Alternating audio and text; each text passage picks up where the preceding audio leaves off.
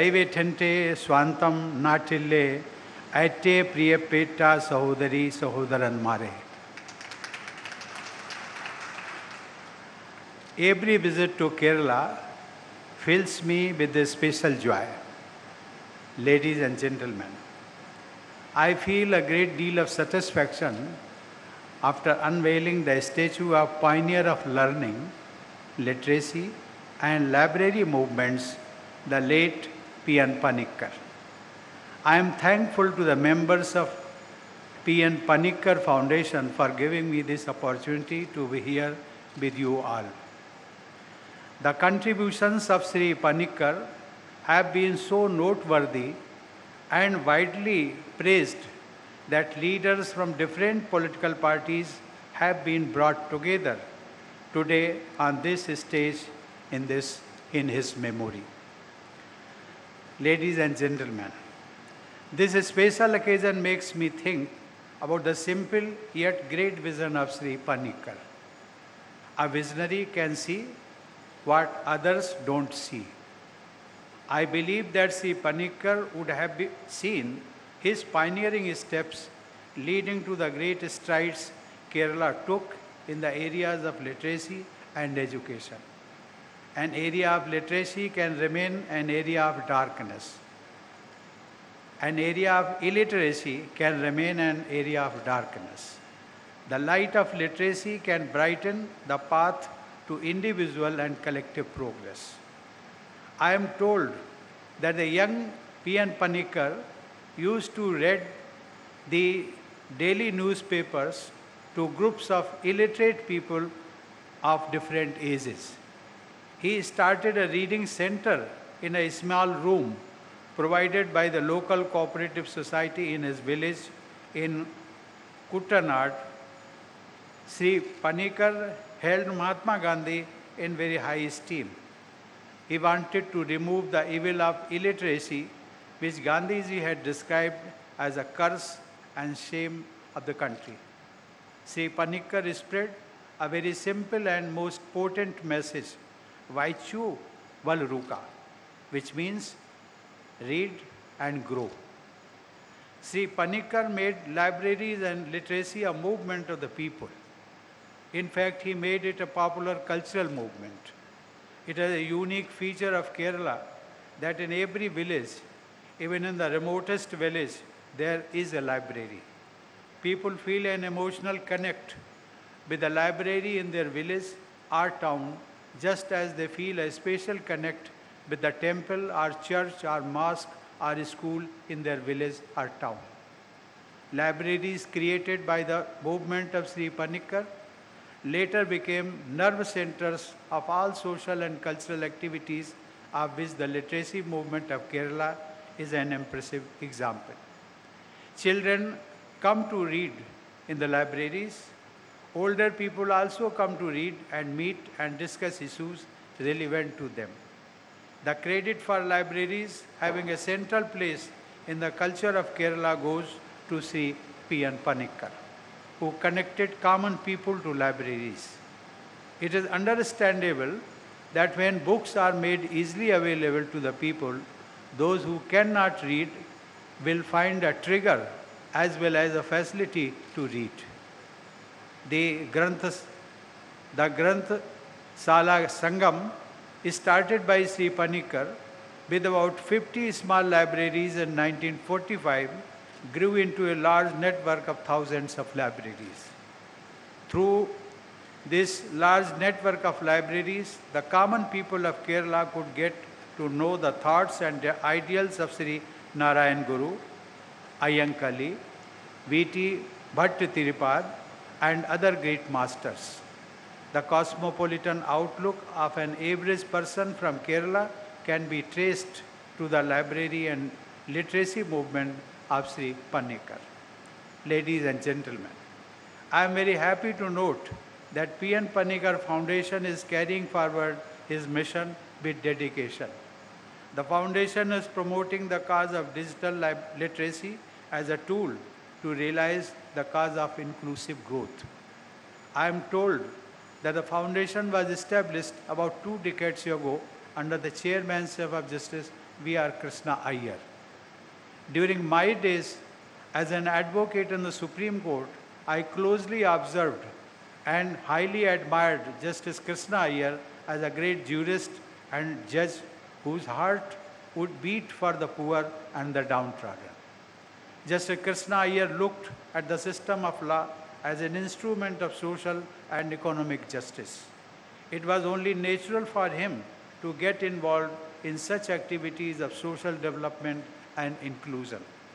I am happy to note that the Foundation has started digital learning in rural areas since the beginning of this century, and this effort has succeeded in establishing thousands of home digital libraries.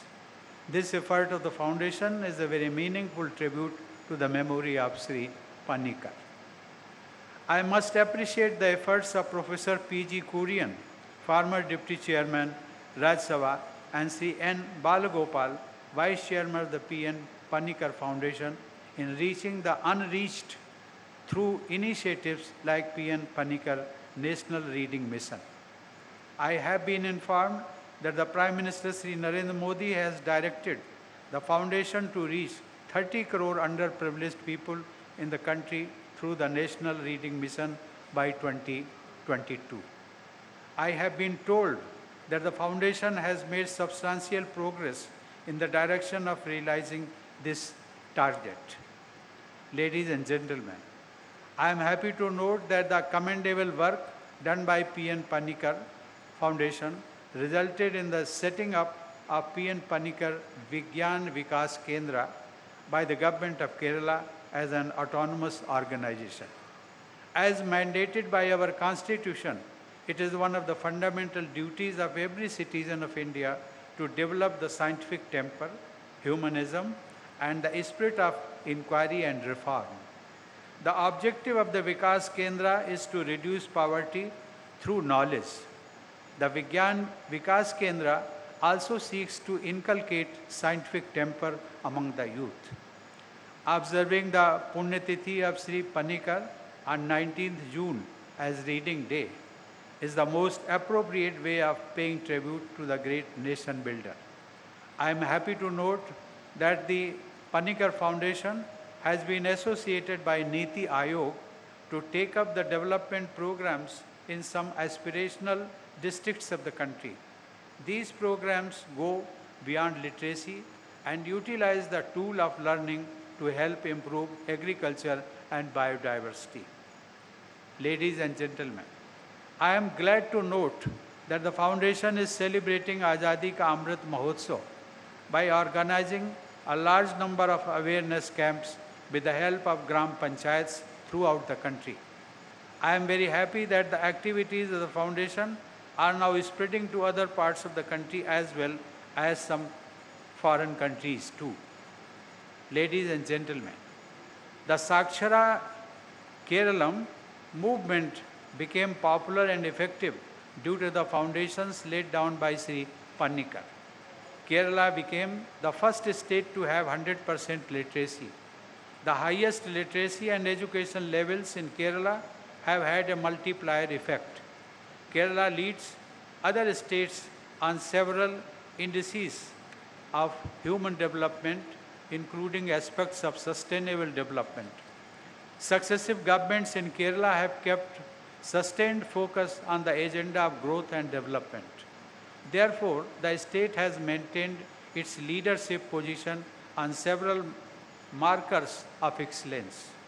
The Governor of Kerala, Sri Arif Muhammad Khan, and the Chief Minister, Sri Pinarayi Vijayan, are among the most experienced and sagacious personalities in the area of public service. I am glad that the people of Kerala are benefiting from the guidance of the Governor and the leadership of the Chief Minister to scale even greater heights of excellence and inclusion. Kerala displays India at its cultural and harmonious best.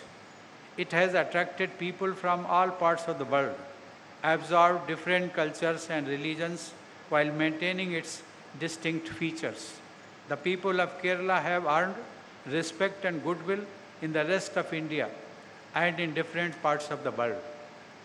The enterprising members of the Indian diaspora from Kerala have not only been sending large amounts of remittances home, but also kept the prestige of India very high in the lands they have adopted as their workplaces. Ladies and gentlemen, the service sector professionals from Kerala, especially the nurses and doctors, are highly respected and relied upon by people everywhere. Recently, when the COVID pandemic affected the entire world, nurses and doctors from Kerala were among the most visible COVID warriors in India, the Middle East, and so many other regions on the globe. The people of Kerala enhance the pride of India. Ladies and gentlemen, I love visiting Kerala also because this state fills me with energy which it derives from its bountiful blessings of Mother Nature. I recall our former Prime Minister, late Sri Atal Bihari Vajpayee, whose birth anniversary we will celebrate on 25th December, had chosen this land to welcome the new millennium. During the 5 days he spent in Kumarkam on the banks of Bemnad Lake, both the poet and the thinker in him were inspired.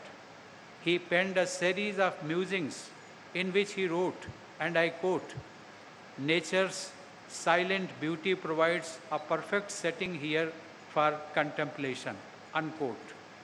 In God's own country, it is indeed a special privilege to be in abode of Lord Vishnu, that is Tiruvananthapuram.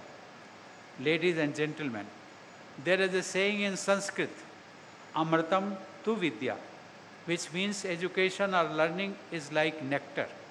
I once again commend the Panikkar Foundation for distributing this nectar of learning in the entire country. I extend my heartiest greetings to all of you for Christmas and wish you all a very happy New Year. Thank you. Jai Hind.